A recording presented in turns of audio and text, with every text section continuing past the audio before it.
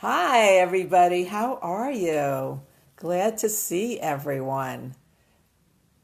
You know what, Jared? I don't have a watch or anything here. Can you bring me something? I don't know what time it is. It's 11:45, 10:45 exactly. No, but I need something, honey. I'm talking on this live. How are you today? It's a beautiful day outside, and I'm so glad to see you. And I have such a special book for you today. I'm so excited about reading this book to you. And one thing I want to remind you, when I'm done reading the book, don't leave. Parents, I have a fabulous game that you can play. Hi, Peter. That you can play. Hi, Esther, how are you? Is Benjamin with you? Hi, nice to see you. I have this great book to read to you, and at the end, I have a wonderful game that the parents can play with their children. Esther, I'm fine. How are you? How's your family? Good to see you. Anyway, I'm going to start because it is a little bit of a longer book than I usually read, but it's a wonderful story, and it's called Hannah's Walk. It is another PJ Library book. It's written by Linda Glazer, and it's illustrated by Adam Gustafson. And as we always talk about, it's a PJ Library book. If you don't belong to PJ Library, go to pjlibrary.org and sign up for it, and you get a special book every month that's sent specially to your child. It's published by Carbon Publishing, and as I said, it is a PJ Library book, and it's called Hannah's Way. So I'm going to start reading it. I love this story. This Saturday is our autumn picnic, Miss Hartley reminded everyone. Hannah's heart raced. The class picnic. Maybe now she'd make some friends. And here's a picture of Hannah. And here's a picture of Miss Hartley, the teacher. Okay, a picnic. Have you ever gone on a picnic? A picnic's so much fun. We've reserved a spot at Grove Park, her teacher continued. Let me know if you'll need someone to drive you. Hannah's face fell. Drive on Saturday? Uh-oh. Back in Minneapolis, her friends would have understood. But here in northern Minnesota, so these are states that are way far away from New Jersey, no one else in the whole school was Jewish. So there's a picture of what the town looked like, and there's a picture of Hannah. She looks kind of sad, right? If only Papa hadn't lost his job, Hannah thought.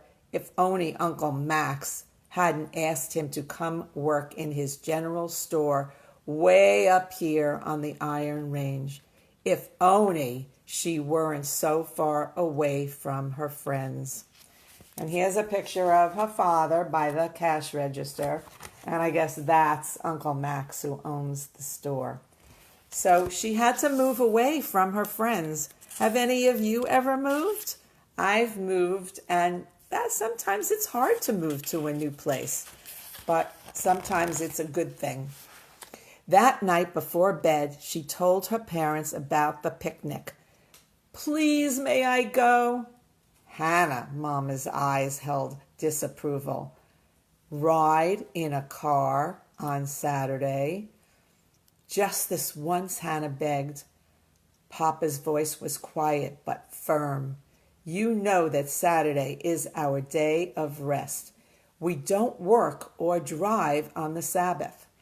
So Jewish people that are very observant don't drive on Saturday or talk on the telephone or things like that. So in Hannah's family, they don't drive on Saturday.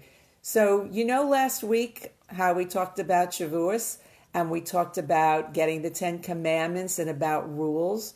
So every family has their own rules. And in Hannah's family, this is what they did. They don't drive on Saturday. In someone else's Jewish family, maybe they do drive.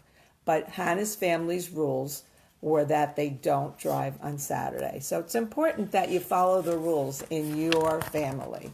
Every family's different. Hannah lay on her bed and sobbed. Sobbed means she cried. It was hard enough being new and having no friends. Now she would have to miss the class picnic too. Oh no, that's terrible. Look at her. You could tell she's sad, right? You don't even have to see her face. You know she's upset. The next day, during spelling, Hannah looked around at her classmates. She knew only a few of them by name. Peter was a loudmouth. That's funny, Peter. Were you a loudmouth when you were in school? Sally always raised her hand with the right answers. And here's Sally raising her hand, and I guess that's Peter in back of her. Ruth, who sat next to Hannah, liked to draw. Would any of them understand? What do you think, everyone? There's a picture of Ruth. Do you think her friends would understand that she had this special rule in her family? Let's see what happens. That night at dinner, Hannah tried again. Why can't I ride in a car? It's not driving, it's just sitting.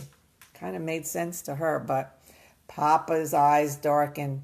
Just because there are no other Jews in the community doesn't mean we forget the ways of our people. Please understand, Mama said more gently. We wish you could go. I don't want to follow the ways of my people, thought Hannah. That was a terrible thought. I just want to go on my class picnic. The picnic was really important to her. She felt she was going to make some new friends, but she held her tongue. So here's a picture of them. Can you see them at their dinner table? Again, Hannah looks kind of sad. But her parents are trying to explain it to her why this is the right way for them. On the playground the next day, everyone was making plans. Who would they go with? Who would they eat with? Hannah wanted to plug her ears. She didn't want to hear what they were saying. We have room in our car, Perfect Sally announced. Hannah, Peter shouted across the playground. Who are you going with? Now everyone was watching her. I don't know yet. Hannah turned away. Ruth was busy making a clover chain. She looked up at Hannah and smiled, as if she might want to be friends. Hannah smiled back, hopefully. She would like to be Ruth's friend, right? So here you see her. So there's Hannah and Ruth. You see Ruth making a clover chain. She's sitting down there. When class was dismissed, Hannah hung behind. Miss Hartley, she began in a small voice, about the picnic. I want to go, but about the car. How could she explain? It would sound strange. I understand, Miss Hartley smiled. Don't worry. I'll find someone to drive you. She gave Hannah a reassuring pat on her head. I'm glad you told me. Hannah stood there a moment more, but no words would come. She didn't know how to explain to her, but that's not the problem. The problem is she can't drive in a car. So there you see Miss Hartley and Hannah talking to each other. All the way home, she kicked pebbles, thinking there must be a way to solve her dilemma, and suddenly it came to her. Mama, Papa, she burst in the door. I'll walk to the park on Saturday. Mama shook her head. It's 2 miles away. You can't go by yourself. What if someone goes with me? Hannah pleaded. Mama looked at Papa. Papa nodded. Now that's thinking. She came up with a solution. Hannah felt like dancing. At least now she had a chance. There's a picture of her family. The next day, Hannah looked over at Ruth's drawing and smiled. I like your horse. Thanks, Ruth smiled back. Ask Hannah, told herself. Ask. But what if Ruth said, you can't drive in a car on Saturday? How strange. The whole day went by, and still she couldn't ask. The next day was Friday. It was her last chance, and Hannah had decided just what to say to Ruth. She had rehearsed it in her head. I know this sounds silly, but when the morning bell rang, Ruth's seat was empty. So could she ask her? Nope. Uh-oh. What's she going to do? When everyone else left for lunch, Hannah walked up to her teacher's desk. She took a deep breath. Miss Hartley about the picnic. She searched for the right words. Oh, did I forget to tell you? Asked Miss Hartley. You can go with Sally. Hannah shook her head. This time she had to say it. I'm not allowed. Orthodox Jewish people don't ride in cars on Saturday. There, she said it. But I could walk with someone. I just don't know who would want to walk with me. Miss Hartley looked at Hannah kindly. I'm glad you told me. Now let's see what we can do. All during lunch, Hannah wondered, who will Miss Hartley ask? Probably Sally. Perfect Sally. It's Hannah.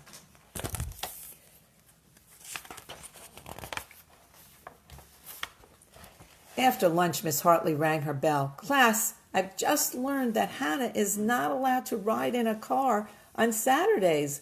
According to her Jewish faith, Saturday is a day of rest. But there may be a way for her to join us. Hannah, please tell the class. Hannah stared hard at her desk. I can't go if someone will walk with me, she whispered. Would someone do that? Asked Miss Hartley. The class was silent. Hannah's heart pounded. No one will, she told herself. It's a crazy idea. But then a desk creaked. That means it made a noise.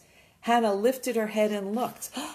What do you think? There she was, like nervous about asking her question. What do you think was going to happen? Every hand was in the air. Wow, Hannah must have felt so good. What was everybody going to do? Everyone was going to walk with her. That was so exciting that she had good friends in the class and kind, nice people. That's what we teach, right? We teach that it's really important to do mitzvahs and be kind and do nice things for people. And so that's why I love this book, because it's about being kind to your friends and caring about them and helping them. So that was a beautiful book. So here's my game. So I have my little picnic tablecloth. See it? And this is a great game to play with your kids. So it's called Going on a Picnic. And you say, I'm going on a picnic and I'm going to bring. And it's all about the alphabet. So you start with A. I'm going to bring an apple. And the next person says, I'm going on a picnic and I'm going to bring a banana, because it starts with B, and an apple. So you have to repeat what the other person says. I'm going on a picnic and I'm going to bring a cucumber, because that starts with C, and a banana and an apple. I'm going on a picnic and I'm going to bring a doggy, because that starts with D, a doggy. And now you have to remember everything else, a cucumber, a banana, and an apple. And it gets harder and harder. You could just do half the alphabet or all the alphabet. And for younger children, you could go to the park and take your picnic with you. And you can select all the letters, the symbols for all the letters. And then let the children see if they can figure out which item starts with the letter as you go through the alphabet. So that's my game for today. I hope you enjoyed my story. Shabbat Shalom. And remember to sign up for pjlibrary.org if you haven't done it already. Bye, everybody. Shabbat Shalom.